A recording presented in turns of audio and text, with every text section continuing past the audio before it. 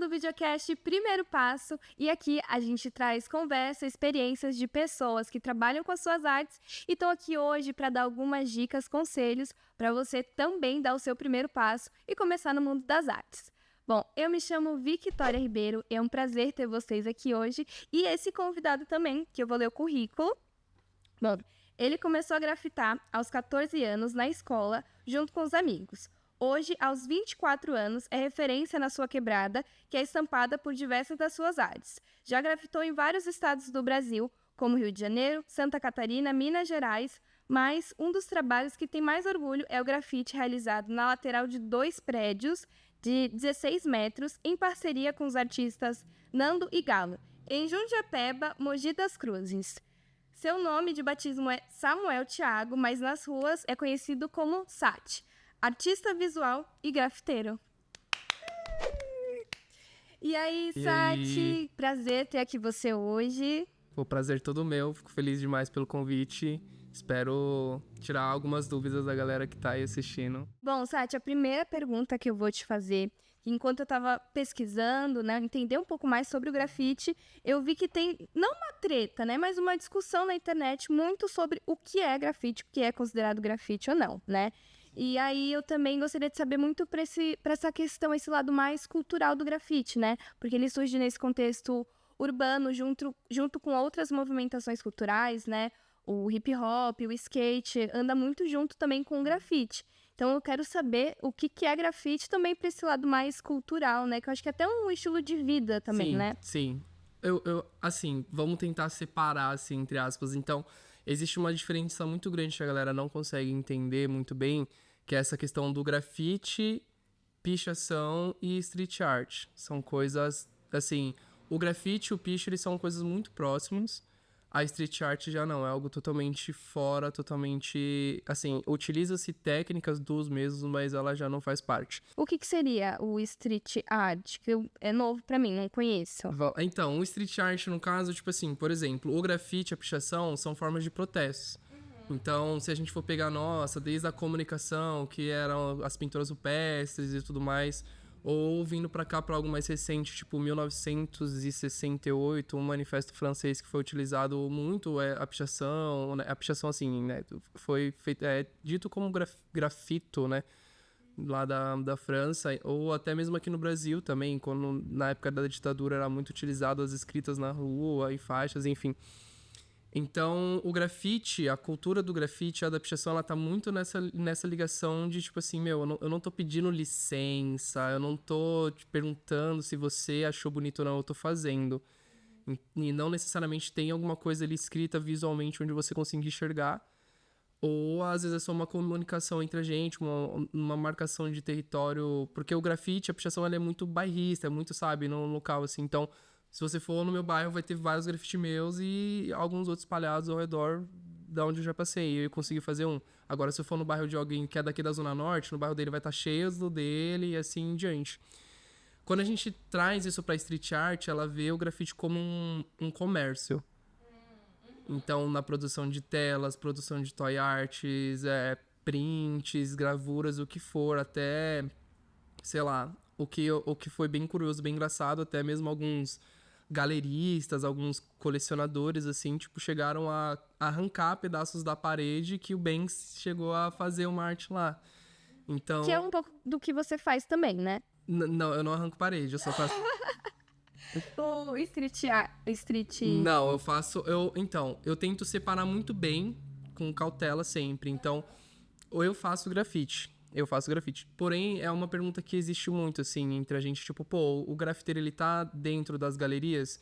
A minha opinião é que eu acho que o grafiteiro, o artista sim, mas o grafite não. Eles são coisas separadas. Apesar de ainda assim existir um manifesto dentro ali da pintura, do que ele for fazendo, mas essa é a minha opinião também. E tem outras opiniões e cada um vai achar válido dentro daquilo que faz. Criei centenas de perguntas a mais pra você, né? Não, ainda mais porque a galera separa muito o grafite da pichação. Sim. E a pichação, o grafite esses dois já são muito assim, a galera já tem muito preconceito. Uhum. E ainda mais separa porque a pichação é vista de alguma forma como vandalismo, né? Mas assim, como a sua explicação agora, eu entendi que são artes que andam juntas, né? Sim. E nessa ideia de um manifesto. Sim, também. Eu acho que hoje em dia o grafite e a pichação eles já são mais vistos. E também, por exemplo, os gêmeos, eles podem estar fazendo agora, sei lá, um grafite sem autorização em, sei lá, algum viaduto, algum lugar e, assim, as pessoas não vão julgar, nossa, lá, vão lá, os vagabundos, por exemplo, que é o que acontece muito comigo. Mas eles vão parar, vão tirar foto, vão registrar esse momento. Então, é claro que, assim, a gente já tá falando de duas pessoas que já estão há muitos anos dentro disso, mas é também um pouco dessa coisa de tipo, pô, se a pessoa é uma pessoa famosa, ela já é muito bem conhecida, ela não vai ser validada tanto porque ela tá fazendo um vandalismo, entendeu? É um pouco disso. Sim, e até também eu acho que a questão do tempo, né? Eu acho que, como você falou, na época da ditadura, ainda mais, o que que era isso, né? Na cultura, o que que era o grafite ainda. Eu acho que hoje, ainda mais com a lei que saiu ano passado, né? Que legalizou o grafite nesse aspecto, então acho que já temos alguns avanços, né? É, tem e não tem. A gente tem essa. Existiu há um bom tempo a lei da cidade limpa, que visava excluir as pichações. E eles excluíram todos os grafites que existiam e as pichações eles não chegaram a alcançar. Então, assim, o grafite e a pichação, eles sempre andam juntos. As pessoas, um pouco das ideias. Claro que uma hora um vai ser bem visto, outro não tanto. O que se aproxima, entre aspas, dentro do grafite próximo ao picho é a tag, né? Que é tipo meio que uma assinatura. Mas esteticamente dá pra ver diferenças, né? E o picho ele é muito forte, principalmente no estado de São Paulo, porque, por exemplo, o Rio de Janeiro já é algo considerado como Sharpie. Já é um outro estilo, já é feito de uma outra forma. Então, talvez alguns outros estados sejam feitos de outras formas ou tenha até outros nomes. Sim, caramba, assim, muita coisa. É. Já surgiram muitas É. perguntas, né? E que bom. Sim. E agora eu quero saber sobre o seu primeiro passo no grafite. Como que você começou? Eu sei que você começou na escola, né? Eu achei isso bem interessante, porque muitas vezes a escola é esse lugar mais quadrado, né? De você chegar lá de uniforme, sentar todo mundo no seu lugar e fazer lição. E foi um lugar onde você descobriu um outro universo, né? Então me conta como que foi isso. Bom, foi lá em 2014, 2015. Faz um tempo já faz uns 10 anos já. Eu tava na. Já tem 10 anos, né? Já. Eu tava na escola e aí, assim, como sempre aquele aluno meio nota 7, né? Eu tinha feito o que eu tinha que fazer, lição e tal, tava meio entediado e pedi pra professora pra eu sair da sala. E aí, era uma escola onde tinha um segundo andar, assim, a gente tava no segundo andar. Ah, minto, não era nem segundo andar, era no fundo, tipo, tinha um outro corredor no fundo da escola. E aí eu passei o outro corredor, andando de boa, um silêncio. Quando eu fui subir pro pátio pra ir pro banheiro, antes de chegar no pátio, tinha a escada, né? E tinha um jardim da escola. E eu vi que alguns alunos estavam pintando lá, algumas pessoas que eu conhecia, porque era uma escola nova pra mim também. E aí eu fiquei tipo assim, mano, eu conheço essa galera aqui, deixa eu ver o que eles estão fazendo, vamos chegar de boa, sabe? Aí eu cheguei, cumprimentei todo mundo, peguei um pincel, comecei a pintar, e aí, tipo, fiquei lá com eles. E aí eu passou-se um pouco do tempo e eu fiquei tipo, mano, acho que a professora vai aparecer aqui, a responsável, e ela vai brigar comigo, ela vai falar um bolão. E aí ela chegou lá e, tipo, ela me deu mais pincel, ela falou pra eu pintar em outros lugares. Ela me incluiu em outros projetos da escola pra pintar outras regiões, né? Então a gente criou horta na escola, pintamos, sei lá, outros espaços como quadras, alguns outros lugares que foi bem legal pra gente. Resumindo, eu nunca mais voltei pra sala de aula. Eu passei de ano, assim, tipo, pintando de boa e era sempre tranquilo, Mas tá? foi a sua primeira experiência com arte, sabe? Você já desenhava antes ou foi real? Ah, acho que todo mundo tem esse lance de, nossa, eu desenho desde quando eu saí da barriga da minha mãe, assim. Todo mundo sempre pintou alguma vez. Mas eu acho que esse contato bem próximo, entender que aquilo era grafite, então foi a partir daquele momento. E daí em diante, como que você foi para as ruas, né? Porque você começou na escola, que é um lugar seguro, né? A sua professora ali te incentivando, né? E que momento você foi para a rua? E como foi essa relação de estar fazendo as suas artes na rua? Porque você, como um jovem preto, a gente sabe que a rua é um lugar muitas vezes perigoso, porque a polícia muitas vezes não é o melhor amigo. E até tem essa coisa de ser um pouco perigoso, mas como que é estar nas ruas fazendo a sua arte? E para quem está começando e tá com medo, dicas, conselhos que você dá pra, bom, um lugar que é legal, materiais. Sim, bom, esse lance, principalmente de eu ser, a gente ser, entre aspas, assim, entre aspas não, né? Literalmente alvo, principalmente exposto dentro do grafite. Eu fui entender depois, anos depois, quando eu já tinha me formado na faculdade, sou formado em educação física, dei aula no estado, e quando eu comecei a dar aula, eu entendi o que tudo isso, que eu sempre fui, o quanto isso pesa, assim, sabe? A cor, o posicionamento. Então, só foi lá que eu entendi isso. Antes disso, eu não entendia bem. Então, o que aconteceu? Quando eu comecei a fazer grafite, a gente começava a combinar, vamos pintar um lugar tal, eu tenho, sei lá, eu tenho uma tinta, eu tenho um xadrez, eu tenho um pincel, a gente meio que se unia pra tentar fazer alguma coisa. Tipo, revezar mesmo, um ajudar o outro. E a gente pintava em alguns lugares na maioria, sem autorização, mas a gente pintava em lugares meio que seguros, escondidos, onde a gente não seria Aí, visto. esse que você fazia era em Mogi? Em Ah, em Suzano. Suzano. Eu descobri na escola, eu conheci o grafite em Suzano, numa escola em Suzano, e aí fiquei mais ou menos um ano e pouquinho lá, e depois eu fui pra Mogi. Então foi nesse momento onde eu tava ali em Suzano, conhecendo, e aí depois quando eu fui pra Mogi, eu já comecei a aplicar lá o grafite lá, comecei a me expor mais, comecei a... Inclusive, a dica que fica pra galera é que tá começando, que tá meio nervoso, não tenha vergonha de pedir autorização pra galera. A gente, dentro do grafite, a gente tem essa possibilidade de pedir autorização. Pedir autorização não é uma garantia que você vai conseguir em todos os muros, né? O grafite, ele não necessita de autorização, mas eu não vejo só como essa coisa engessada, né? Principalmente quando a gente tá falando de um bairro. Então é até um pouco perigoso, até dependendo de onde você tá pintando, quem é o muro de você tá pintando, o portão, que seja. Quem mora em bairro, quebrada, sabe, entende bem o que eu tô falando. Então, às vezes a gente vira alvo de nós mesmos também. E aí, você em Mogi, Suzano, você já tinha uma Sim. galera que você grafitava junto? Como que você ia fazendo? Em Suzano é a galera da escola, que eu comecei a pintar junto. E aí, em Mogi já era algo mais solitário, mais sozinho, no meu bairro, lá em Jundiapeba. Tinha muito... O picho era muito forte lá, muito presente lá, tanto que eles super me acolheram também, entenderam, e entende até hoje. E conforme o tempo foi passando, foi chegando um outro. Às vezes um foi embora, o outro parou. Teve um momento também dentro, quando eu comecei a faculdade, eu dei uma pausa. E aí eu já voltei com muita mais força. Então eu entendo e respeito também os momentos da outra galera. Sim. E aí, dentro disso que você falou, né, a respeito de pedir autorização, né, que é importante nesse lugar até mesmo da segurança, né? Sim.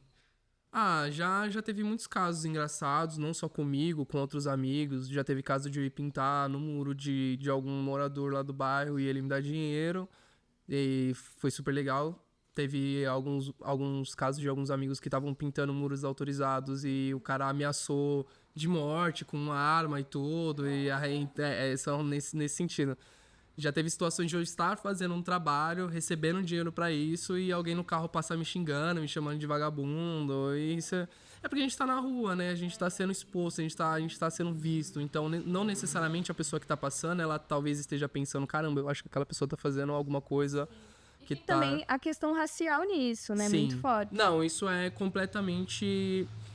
Assim, dentro da quebrada, onde eu mais fico, assim, onde eu me sinto até confortável. Sim. Super tranquilo, porque eu tô me identificando com as outras pessoas que estão lá.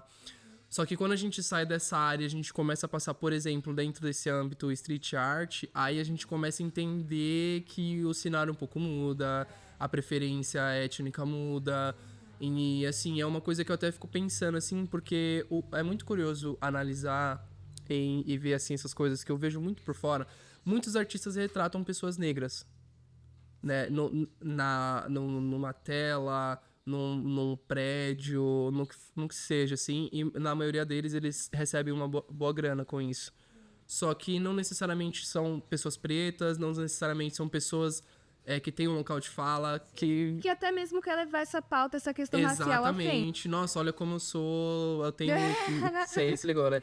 Então, eu acho curioso, eu tive até uma visão um pouco meio, assim, pesada, sobre isso, mas eu tento não, como eu posso dizer, não me inserir no mercado pra confrontar essas pessoas. Eu tento, tipo assim, deixa eu criar o meu espaço, deixa eu criar a minha narrativa, porque a gente consegue bater de frente fisicamente. Mas quando a gente fala em questão de, tipo, financeiramente falando, a gente já parte pra outras coisas, a gente sempre, infelizmente, a gente sai muito abaixo. Então, Nossa, assim, foi até uma situação que eu vi ontem, assim, mexendo no TikTok, de uma menina que ela, querendo ou não, usa dessas pautas, dessas questões que envolve muito uma questão racial, e aí ela ganhou um lugar, assim, de visibilidade muito forte. Ela é uma menina branca, loira, e aí eu vi aquilo e eu fiquei, pô, legal, interessante, mas... Gente, tem tanta gente preta fazendo o mesmo trabalho que ela e que esse trabalho representa de fato essas pessoas e não estão ganhando nenhuma atenção pra isso, sabe? E aí, muitas vezes, essa galera vai lá e rouba a cena. a questão não é sempre só o dinheiro, mas a visibilidade e a importância Exatamente. daquilo. A gente tem um grafiteiro que é o John, Titio John, que ele... nas redes sociais, no TikTok, principalmente, ele é muito presente. É um parceiro meu, conheço ele pessoalmente, é super gente boa. E, assim, bom, ele é preto, né? Tem um cabelo crespo, que inclusive tá muito bonito. E ele sofre muitos ataques raciais e, principalmente, como eu posso falar... Ele tem os dentes tortos, né? Ele não se importa com essa questão porque ele fala que é uma estética europeia e ele não tá muito afim de compactuar com isso. E quando eu ouvi isso, eu falei, mano, é isso. É o que ele achou pra confrontar essas pessoas, no sentido, tipo, ele não se importa com isso. Essa beleza europeia, da pele azul, do sangue azul e tal. E ele sofre ataques racistas diariamente, de forma escrachada, nos comentários, assim, é uma forma diária, assim. E inclusive políticos até já chegaram a atacá-lo, tipo assim, não, vamos conversar, não a atacar de forma, como eu posso dizer, ser racista ou alguma coisa assim, mas tipo, não, já que você é o defensor dos pichadores e tal, porque ele comenta vídeo onde alguns grandes empresários políticos estão, nossa, olha como a nossa cidade tá pichada, que não sei o que, esses vagabundos e tal, e ele reage, tipo assim, pô, vocês se preocupam com um picho, alguma coisa na parede, mas vocês não se preocupam com esses bairros isolados, onde tá morrendo gente todo dia. Exatamente. Onde acontece opressão policial todos os dias. E ele tá, inclusive, com uma campanha bem forte para fazer um mutirão de grafite lá no Passoli, que é uma quebrada lá de Campinas, que acho que vai acontecer no próximo mês. E, tipo assim, você vê que a galera tá apoiando, a galera do grafite tá apoiando, a galera do picho tá apoiando, os moradores de lá estão apoiando, os grafiteiros de lá também estão apoiando. Mas você entra em comentários e você vê, tipo assim, apoiadores desse tal político falando, pô, fala pra esse cara ir tomar um banho, pô, fala pra esse cara ir cortar o cabelo, Senhora. pô, esse cara parece um mendigo, não sei... E tipo assim, parece até brincadeira, mas não tem mais veladura, assim, é tipo na cara escrachado. Tá escrachado, né? É literalmente, você abre os comentários e você lê. Nossa, coisa ridícula, assim, é escroto e tem que lutar contra isso, né? Sim. Mas também até uma forma que acredito que ele e você também encontra pra continuar e até mesmo uma inspiração, né? Sim. Que é lutar contra isso. E aí, é uma pergunta que eu te faço. Pode fazer quando você quiser. Onde você busca inspiração? Porque, bom, pra mim, as artes visuais, as artes plásticas, são muito mais difíceis nesse quesito de inspiração, autenticidade, né? Qual é o seu estilo? Eu acho que, pra mim, é um pouco mais complicado você encontrar isso, né? E como que você faz, onde você busca inspiração e até mesmo para você manter, seguir em frente, para quem tá começando também, por onde você foi caminhando, né, até chegar no seu estilo, na sua estética. Nossa, essa pergunta é muito boa, porque tô anos nela, assim. Mas só pra fechar um pouco desse lance, pra separar o que é grafite e street art, assim... Aham. Isso que o tio John tá fazendo é totalmente grafite, rua, hip hop, 100%. A street art, ela não tá ligada nisso. Ela tá ligada ao mercado. Então, existem diferenças nisso. Então, tipo, o artista que tá lá preocupado com o mercado, se o quadro dele vai ou não vender, se ele vai conseguir fechar ou não um grande contrato, ele não tá nem aí pro que tá acontecendo no Bassoli, pra esse mutirão, pra outras periferias que estão necessitando de atenção. Então, só pra fechar isso aí aqui e deixar muito bem explicado, no meu ponto de vista, pelo menos. Com relação a esse lance de você ter o seu estilo, nossa, é algo que me irrita às vezes, me enche o saco, me deixa triste. Aí depois eu fico feliz porque eu consegui alguma coisa diferente, sempre buscando. Então, recentemente eu entendi que o que eu quero mostrar não é só o grafite, não é só tipo uma coisa estética, não é só um trabalho, porque tecnicamente falando eu entendi que com o estudo você consegue melhorar, tecnicamente falando. Sim. Quando a gente parte pro mundo atual, é uma coisa muito tipo assim, nossa, você pode ser uma incrível atriz. Se você não faz nenhum vídeo, nenhuma publicação, você não é validada, sabe? Tipo, não tem essa real importância. O que, de fato, é triste, mas a gente tem que, de alguma forma, se adaptar. É. Então, assim, quando eu comecei o grafite, eu vi que não tinha nada na internet, principalmente dos brasileiros. Tinha muito pouco. Tinha vídeo, uma coisa ou outra, alguma explicação, mas não tinha muitas coisas necessárias, como, por exemplo, pô, histórias de artistas, de marcas, de coisas que estão até hoje. Se você pesquisar, nossa, o que é o grafite, como o grafite surgiu, você vai ter várias coisas assim. Mas, por exemplo, se você pesquisar algo relacionado ao audiovisual, nossa, qual microfone é melhor para gravação de estúdio? Você vai ter várias listas. Sim. Qual spray é melhor para você utilizar, sei lá, numa ação noturna, onde você não tem tempo, num lugar que seja fechado, indoor. Então, essas coisas ainda não foram exploradas. E aí é onde eu tento explorar, onde eu tento chegar, onde eu tento ter essa aparecer lá e mostrar um pouquinho, deixar um pouquinho registrado, tipo, ó, passei aqui. Porque o grafite, ele é um pouquinho disso também. E quando a gente volta um pouco pra esse lance estético, eu ultimamente tô voltando muito pra essa questão um pouco do realismo, um pouco do 3D, né? Vai muito também do dia, por exemplo, nossa, eu tenho uma semana pra fazer um trabalho, então eu tenho um trabalho de uma semana, eu não tenho pressa. Eu tenho 5 minutos pra fazer um grafite, então eu tenho 5 minutos, eu tenho que ser o mais rápido possível, eu não tenho que estar centenas de detalhes. Então a gente tem centenas não, mas dezenas de estilos de grafite, e hoje eu tento me voltar mais pras letras, que é os primórdios do grafite, e o realismo.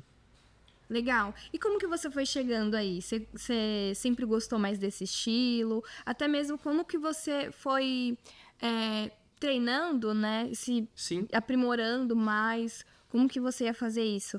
Tava fazendo isso? Até porque você falou que é formado em educação física, né? E que momento também você entendeu que, olha, valeu educação física. Obrigado. Tchau, CREF, nunca mais. Mas eu acho que eu vou seguir aqui por esse caminho.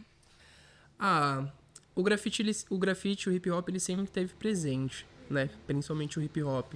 Até porque, como você falou, é um estilo de vida, né? Sim, sim. Não é só questão musical de, nossa, eu escuto rap. Não, é algo muito mais. Então, assim, pra mim, quando eu fui fazer a faculdade, eu jogava basquete e tudo mais. Eu tentei uma bolsa atleta. Não consegui, mas eu vi que as parcelas ainda davam. E aí eu continuei pagando, tive ajuda da minha família, minhas irmãs me ajudaram a pagar, minha mãe. E assim que eu finalizei, eu fiquei tipo assim... Terminei, beleza, e agora? E aí eu comecei a dar aula no estado através de um amigo meu, que ele me chamou, preciso de uma ajuda sua. Eu fui na escola ajudar ele, não consegui ajudar ele por algum resenha, assim. Ele chegou, e que escola você tá dando aula? Eu falei, nenhuma. Ele pegou o celular, ligou para um diretor, falou, tô com um professor aqui, tá tudo certinho aqui no banco de talento, você tá com vaga aí? E ele, tipo, manda esse cara amanhã pra cá, porque eu tô precisando de professor, a gente não tem, um estado não tem. E aí eu comecei a dar aula no ano de 2021, em setembro de 2021. E assim, volta um pouco daquele lance lá que eu comecei a entender essa questão étnico-racial, né? Porque o Estado em si, ele não tá a favor dos professores. Não tá a favor de ninguém que seja funcionário público, assim, é muito difícil. Só que é onde vai sendo afetado através de uma pirâmide, né? Então, tipo, vem lá de cima da gestão, aí vai passando para outras pessoas, até chegar, sei lá, diretores, coordenadores e assim, até afetar os professores em suas categorias. E eu era o último da fila ali, sabe? O primeiro que ia sofrer. O primeiro não, o que ia se dar mal mais, assim. Então, só que eu nunca abaixei. Eu sempre fui muito presente, eu sempre questionei, eu sempre levantei, assim, e escutei, sempre fui educado. Mas eu sempre, mas por que disso? Por quê? Então, o que tá acontecendo? O que houve?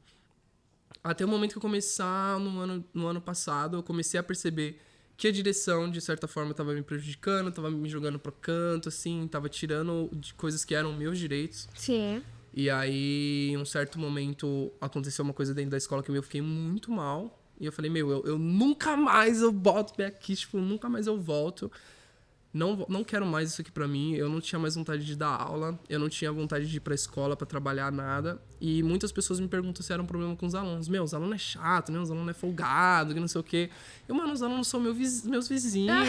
Conheço a Mocota. Os alunos jogam bola. Pô, se ele fizer alguma coisa, eu vou lá na casa da mãe dele e falo, pô, mano, fala aí, né, tal. Então, os alunos também me viam como referência. Porque, além, eu jogava basquete. Então, eu cheguei na escola onde, sei lá, tinha 5 pessoas na escola inteira que jogava basquete. Quando eu tava pra sair no ano passado, até antes, na verdade, assim, um ano seguinte já, todas as salas pelo menos tinham um time de basquete ali pra jogar, então obviamente todo mundo gosta de um professor de educação física, né? Então, eu sempre dividia a quadra no meio, uma parte de futebol, outra parte de basquete. Tem 2 pra jogar basquete, então eu sou o terceiro, vai jogar nós 3. Nós 3 vai ficar a metade da quadra e os outros 20 vai ficar do outro lado. Aí alguns entendiam, tipo, pô, lá tá mais vazio, vou pra lá, né? E assim foi crescendo. E eles me acompanhavam jogando também em alguns clubes amadores que eu joguei, até eu desistir também, parei juntamente com a escola, eu parei com basquete pra tentar vir pra essa carreira de artista, né, de grafiteiro. Então, voltando, quando eu decidi que não ia mais voltar pra escola, eu ia, sei lá, me virar, viver do grafite, pro grafite, assim. Aconteceu de uma amiga minha, Leiva, né? Ela falou, eu tenho um trabalho aqui pra você, é a sua cara, você vai amar, você vai adorar. É uma grana boa, é uma agência que paga. Mas antes de você desistir da educação física, você já cobrava pelos seus trabalhos? Já tinha aí um trabalho como grafiteiro? Já. Porque assim, eu era categoria V. Categoria V, assim, pra quem não entende bem, é aquele professor eventual, né? Então, pô, faltou a professora de química que era pra dar aula hoje. A preferência sempre é a categoria V, o professor eventual. E eu sempre quis ser professor eventual, porque se eu não quisesse ir, eu não ia pra escola. Se eu tivesse algum outro trabalho pra fazer, eu ia fazer. Não recebia, obviamente, por ter dado aula, porque eu não dei aula. Sim. Mas, da mesma forma, eu tinha essa liberdade. Então, tipo, eu optei por isso pra pegar alguns trabalhos, mas era de uma forma bem menor, bem pequena, sabe? Então, então tinha como você manter os dois, né? Tinha, de boa. Inclusive, até, às vezes, alguma diretora, tem uma escola aqui pra você, tem aula, pô, vem cá. E eu fico, tipo assim... Não sei. Não vai rolar.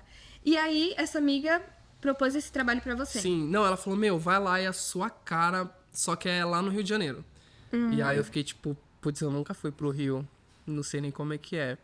E pra mim foi a melhor viagem da minha vida até hoje, porque eu fui pro Recreio dos Bandeirantes, Zona Sul do Rio de Janeiro, num dia, tipo, fiz um trabalho lá pra Bex, né, pra Ambev, e no outro dia eu tava no Morro do Juramento, tipo, fazendo grafite com a galera lá, conhecendo o morro, conheci a Casa Amarela lá, então pra mim... Foi não só um choque de realidade, mas de fato entender dentro de, por exemplo, de todo o cinema nacional, dentro de todas as músicas, do samba, a diferença entre o morro e o asfalto. Caramba, que legal. Tudo entender que é algo que, tipo assim, tá muito presente ali. Tá muito presente. Não é só uma coisa tipo, nossa, legal, bonitinho de ouvir, vamos cantar. Não, é o que a galera passa. Até porque, como a violência lá acontece de uma forma diferente, Sim. E a forma que as pessoas... usam do grafite para protestar também é muito diferente, né? E até mesmo no teatro tem essa diferença, né? Eu trabalhei com uma pessoa do Rio de Janeiro e quando ela veio aqui para São Paulo fazer o trabalho, ela ficou assim, vocês aqui são muito diferentes. Lá no Rio é outra coisa que a gente faz. E aí eu fiquei tipo, caraca, em cada lugar é uma forma diferente de trabalhar, né? Sim, inclusive é uma forma diferente, como posso falar, a forma que o grafite, ou grafite não, até mesmo o racismo ele acontece lá de uma forma totalmente diferente. Por exemplo, eu tenho um colega que é o João, que ele é do audiovisual, ele é um excelente artista também, escreve muito bem os projetos, inclusive abraço João, valeu. Abraço, João. Pô, gente boa demais, ele é carioca, né, tá morando em Jundiapeba há alguns anos, é meu vizinho também. E a gente escreveu um projeto juntos chamado Hip Hop Attack, que aconteceu, né, no último dia 15 de junho, lá em Jundiapeba também. Foi um evento incrível, foram meses de trabalho, assim. E ele Ele, assim, ele é uma pessoa branca, né? De pele branca, cabelo cacheado, que inclusive ele é super vaidoso com o cabelo dele. Ele ficou triste até por algumas fotos do evento, porque ele achou que o cabelo dele tava meio feio, assim. Eu fiquei, pô, João, para, teu cabelo tá bonitão.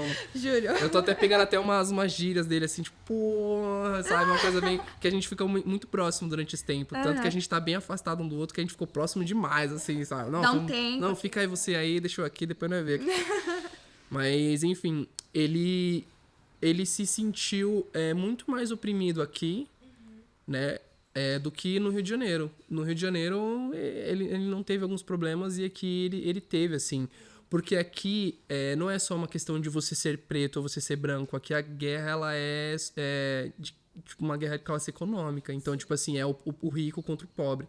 Os ricos contra os pobres. Então, tipo assim, ele viu isso, ele sentiu isso, ele percebeu isso. Então, até isso acontece de forma diferente também. É curioso saber, né? E, infelizmente, a gente tá do lado mais, aspas, fraco da corda. Assim. Ainda mais assim, falando da rua. A rua ela é habitada por todos. Desde a pessoa mais rica, que muitas vezes tá passando ali só de passagem mesmo, com seu carro blindado e olhando com, né, esse olhar de desprezo. E as pessoas que estão ali em situação de rua. Então, uma coisa até que eu tava conversando com a minha irmã, o grafite é uma arte muito foda nesse sentido, de que ela tá lá pra todo mundo ver, você querendo ou não, tá nas paredes, tá na rua e você vai ter que engolir, né? E é isso que é o grafite. Tipo, a gente não pediu licença, assim. Aí volta naquele, pô, mas você não fala de grafite autorizado? Não, mas calma também, né? É tipo, diferente. Se você tá no seu bairro, se você tá lá, pô, na sua quebrada, você pode, sei lá, tá pintando uma vez, tá vindo uma câmera mirada em você, tipo assim, e dependendo da onde é a região, de como é a região, não vão chamar a polícia, vão resolver ali de uma outra forma. Agora, quando você tá falando de centro de São Paulo, de, sei lá, onde tem viadutos, onde tem entradas, não sei o que lá, ali é, aspas, terra de ninguém. Terra de então, ninguém, o artista, ele também tá tentando se expressar ali, tipo, caramba, tem centenas de carros que passam aqui a cada minuto, impossível, o pessoal não vai ver minha arte aqui, entendeu? Então, é esse contraste bem bacana.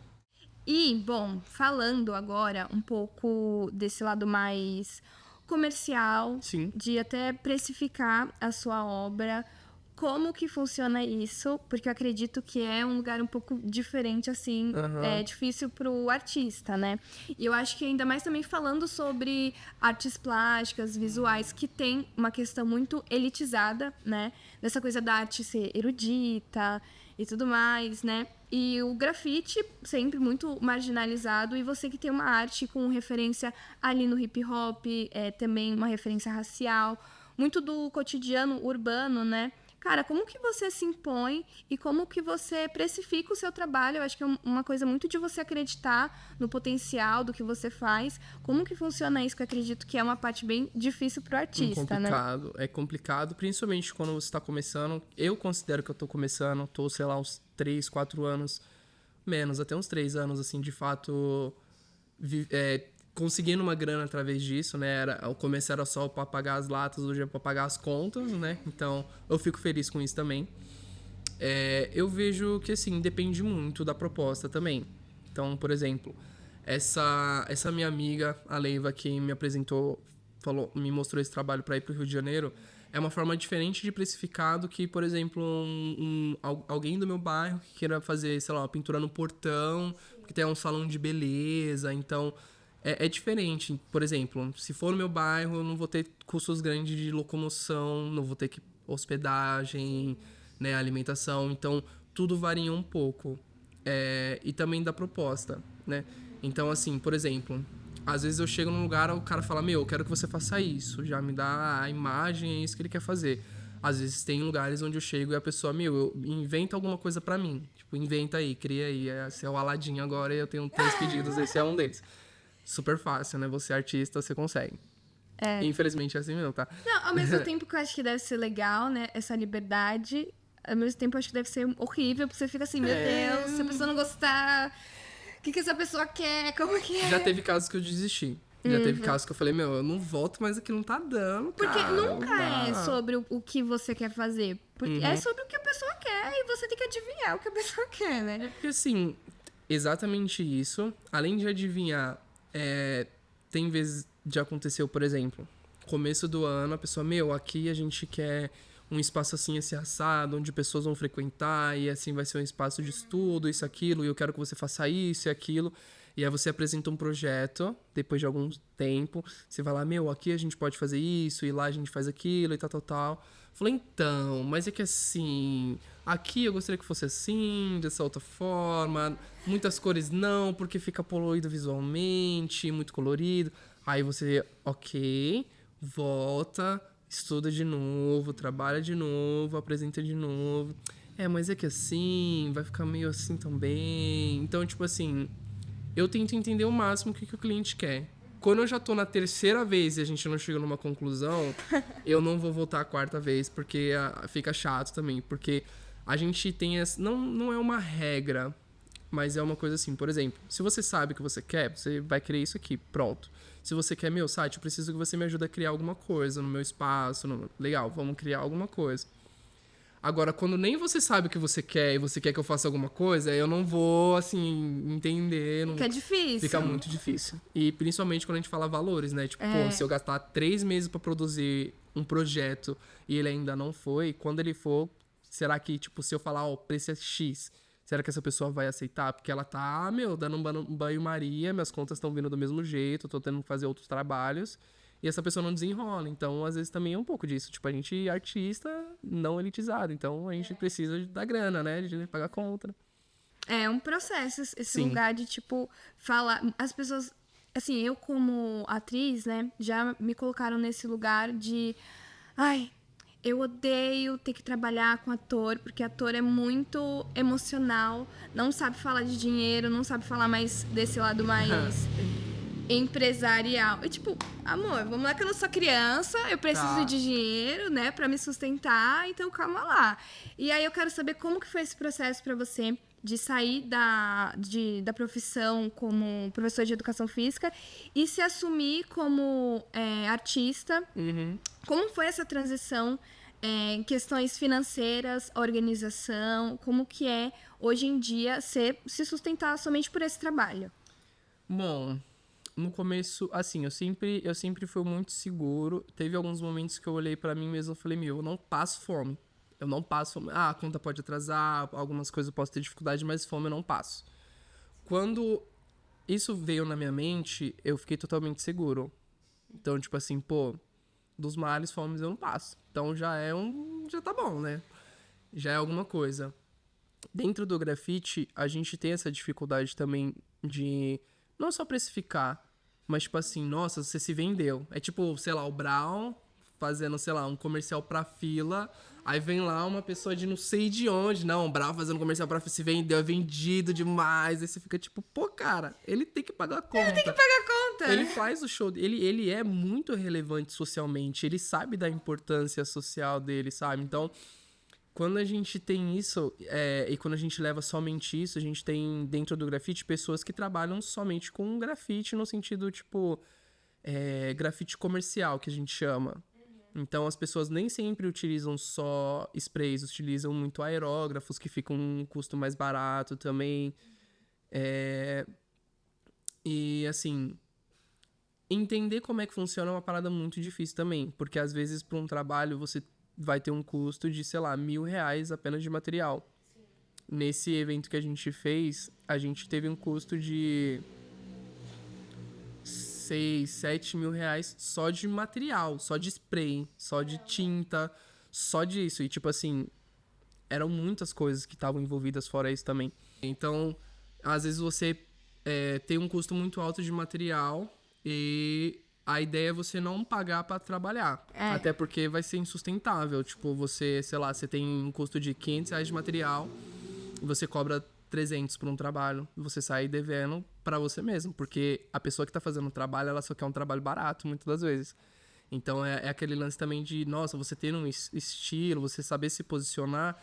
Porque, por exemplo, muitas das vezes já aconteceu de, tipo assim, um cara falar, vem cá, cara. O cara me tirar de onde eu estava, assim, mano, eu preciso do trabalho assim, mano, aqui e tal, eu quero isso, aquilo. E eu falar um preço, e o cara falar, não, mas é um trabalho super simples, eu te dou a tinta. E aí eu fico assim, eu prefiro eu comprar tinta porque a tinta é própria pra isso. O cara recusar passa, sei lá, 7 meses e ele volta pra mim, eu preciso que você faça o trabalho lá, porque eu chamei outro cara que cobrou mais barato e o trabalho já tá se desfazendo. Tipo, já tá sumindo, já tá ficando mais claro. Então, tipo assim, aí você volta naquela, tipo, você pagou por um preço mais barato, mas você também não levou algo de qualidade. Então, assim, e aí, será que é justo eu cobrar o dobro? Porque eu vou ter que refazer um trabalho também, não é mais do zero. E aí a gente usa um pouco, você tem que deixar um pouco do ego de lado, você tem que ver se vale a pena. Difícil, né? Difícil. Não, ainda mais essa questão que você falou dos valores, né? A gente nem imagina, né? É caro os materiais, né? Eles são bem caros. São caros. Infelizmente, a gente não vê muitos irmãozinhos, né? A galera preta sendo apoiada por algumas marcas próprias para grafite. Pelo menos é o que eu vejo e eu gosto de acompanhar muito o cenário. Não só acompanhar a parte estética de quem tá pintando, mas acompanhar o lado de fora, tipo, vamos ver quem tá por trás dessa cortina aqui, quem é que tá trabalhando. Eu sou essa pessoa que eu gosto de analisar isso também, porque é importante a gente saber. Então, assim, quando a gente olha pro material que às vezes, sei lá, custa 22, 23, 24, sei lá, até R$ 25 dentro de uma grafite shop, que é uma loja própria para grafite, para materiais de grafite, sprays, caps, tudo que a gente precisa, o mesmo spray vai estar, sei lá, 30 e poucos, 32, 35 numa loja de construção do bairro, de algum lugar que seja bem situado. Então, você vê que tem isso, porque, você vai comprar um spray beleza, mas tá, e se você precisar de 50, você vai ter uma diferença muito grande em valores. Sim. Sim. E, bom, você estava falando das movimentações que aconteceu lá na sua quebrada, né? Sim. E aí, o que tá rolando pra galera de Mogi, que tá interessada ali da Zona Leste, região? O que tá acontecendo aí pra quem quer começar? Alguma movimentação, sei lá, um curso, um grupo? Bom, a gente, dentro do hip hop, não só no grafite, a gente se movimenta muito por crews. Crew, tipo, tem crew. Ai, caramba, peraí. Crew significa equipe. Aham. Então, pelo que eu tô vendo aqui, deixa eu ver o que eu posso falar, né? Que tem isso também. Tem coisas que eu sei e são segredos de estado. Como, por exemplo, lá em Jundiaí, né? De repente, se alguém de Jundiaí estiver assistindo. Hoje, dia 12 de julho, tá tendo um... Julho, né? Julho. É julho? Amiga, é julho. Hoje, dia 12 de julho, tá tendo uma inauguração lá uma graffiti shop nova, tá sendo aberta lá em Jundiaí, do Load Comics, né? E, inclusive, eu sempre falo e reitero mais uma vez, graffiti shops são símbolos de resistência pra gente. Mas, de repente, se a pessoa tá na Zona Leste de São Paulo, tá tendo um evento de grafite, eu esqueci o nome agora, peço até perdão pra galera da Zona Leste, o Bó, a Cat, a galera lá de São Miguel. Tá acontecendo um festival lá também de grafite. Em Mogi das Cruzes, atualmente, não tá acontecendo nada, nenhum evento específico. Mas toda quarta-feira, lá na casa de hip hop de Mogi das Cruzes, eu dou aula de grafite lá, toda quarta-feira. Então, de repente, você de Mogi que tá aí, queira ir lá participar. Mogi, Suzano, região, tem galera que vem de distritos próximos, quando consegue também. Eu não sou aquele professor, tipo, faltou, já não vem mais. Eu sou, tipo... E a galera aí precisa levar alguma coisa? Documento, né? Acho que... As tintas estão lá. Não, assim, estão lá também. Mas, assim, é muito um processo... Os meus alunos já até entenderam como é que funciona. É muito um processo, além de você chegar e apertar um spray na parede. Porque esse é o momento que, tipo assim, quando a aula de a gente pegar e fazer na prática, uma aula de 2 horas parece que passa em 5 minutos. Uhum. Agora, quando é uma parte, tipo, gente, vamos sentar nas cadeiras, colocar os papéis na mesa, vamos desenhar, vamos criar, vamos... Aí aquela aula passa mais devagar, parece que, sabe... A ampulheta vai descendo legal. devagarzinho. Então, grafite não é só, você pode ir treinando no papel, você vai... Sim. É uma parte totalmente treinável, né? Aquela parte onde, por exemplo, o lance de você escrever uma música e você ir cantar no show. Então, são onde você se prepara e onde você, de fato, aplica o que você estava se preparando. Sim. Legal, então, galera aí de Mogi, Sim. vai lá, que o site tá dando aula. E ele é muito bom, vocês vão aprender, tá? Para além do que ele tá aqui contando pra vocês vão aprender na prática. E pra gente encerrar, Sati, pra gente que é artista, Eu acho que uma das coisas mais complicadas, que eu acho que vai para além de ter oportunidade, eu acho que é acreditar em você mesmo, acreditar no seu trabalho e continuar. Né? Porque eu acho que muitas vezes a gente consegue ir se sabotando e aí acho que não é capaz e desiste. E muitas vezes a gente precisa tirar, sei lá, uma carta da manga e usar disso como um mecanismo para continuar. E ainda mais, eu acredito que deve ser muito difícil para você continuar no grafite quando você escolheu seguir isso como a sua profissão. Cara, que mecanismo você usa? Como que aí acontece para você continuar acreditando em você e seguir com o seu trabalho, né? Terapia. Cara, terapia, Terapia, gente. né, gente? Pra Vamos mim cuidar, é terapia. né? Assim, não é fácil. A gente precisa muito de uma confiança muito grande. E eu sou uma pessoa que eu me sabotei muito durante muito tempo. Às vezes eu procrastinava muito. Ainda tenho alguns problemas com procrastinação, mas eu tô tratando isso na terapia. A gente já tá... obviamente, uma terapia com valor muito acessível. Não é aquela terapia que você vai pagar, sei lá, 300, 500 conto numa consulta. Então é algo que cabe muito no meu bolso. Eu começo a analisar o grafite num contexto geral. Então, tipo assim, por exemplo, eu me inspiro muito em muitas coisas. Por exemplo, uma coisa que agora eu vou começar a tentar analisar melhor, de repente, com contato com você, é como vocês, artistas, vocês funcionam. Como é que sei lá, de repente, existem empresários no meio? O que existe no meio? Existem agências? O que acontece? Porque, por exemplo, eu gosto muito do funk. Então, eu gosto de ver como os MCs de funk trabalham. Então, desde pequeno, eu sempre soube que um MC que ele estoura muito, assim, ele, sei lá, faz, sei lá, uns 4, 5 anos de um barulho muito alto, ele sempre tá presente em vários lugares, passa esse tempo, ele, entre aspas, some. Por que ele some? Porque agora ele já não é o cara que quer mais cantar, ele não quer subir no palco, ele quer aproveitar o tempo com a família dele. Só que a grana ainda tem que entrar. Então, ele vira empresário de outros MCs, entendeu? Então... eu comecei a analisar isso. Eu comecei a ver também que dentro do cenário do grafite, quando a gente pega a galera que é de periferia, que é de quebrada, a gente tem, entre aspas, as mesmas dificuldades de precificar os nossos trabalhos, de expor os nossos trabalhos, de conversar com agências, com pessoas importantes que vão nos alavancar profissionalmente. Então eu olho pra minha carreira, eu olho pra mim, e o Samuel Thiago, eu vejo se eu tô satisfeito com o que eu tô fazendo. Sim, muito, e é o que eu quero continuar fazendo. E aí eu olho Sati, eu olho assim, tipo, pô, legal, é muito legal você fazer grafite na rua, é divertido demais, assim, tem desde a pessoa que vai olhar e vai te xingar, a pessoa que vai te, sei lá, te dar um refrigerante, a pessoa que vai te dar uma grana, a pessoa que vai buzinar, enfim. Só que, fora isso, você tem que pagar suas contas, você tem que fazer suas coisas, você tem seus planos, então...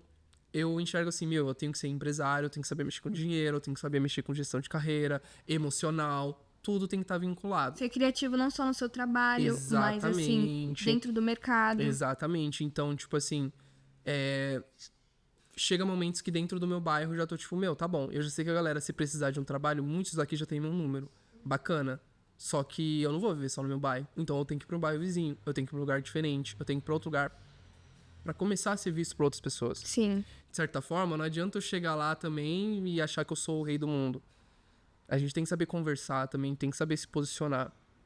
Então, não adianta eu ir passar um orçamento e ficar confuso, ficar com medo. Ai, caramba, eu poderia ter... nossa, isso acontece muito, sei lá. Fui fazer um orçamento, eu falei, é R$1.000. A pessoa, tá bom, passa o Pix. E eu fiquei tipo, pô... caralho. 1.500 passava também, esse pai, nossa, se eu jogasse um pouquinho a mais... Só que às vezes tem orçamento que você tá cobrando o mínimo do mínimo e a pessoa ainda tá chorando. Não vou. Então, assim... É até uma pegada de autoestima mesmo, assim, né? Que vai para... Sim.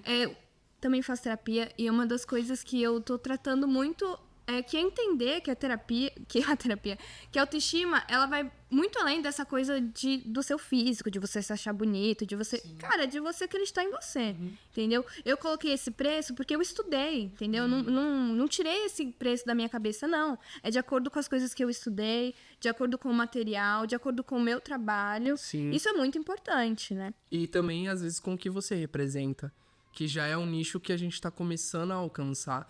Então, por exemplo, recentemente a gente fez um trabalho para a Riot, que é uma empresa que é criadora de jogos como LoL, TFT, Valorant, enfim, a gente fez um trabalho pra elas, a gente fez um trabalho dentro da minha quebrada.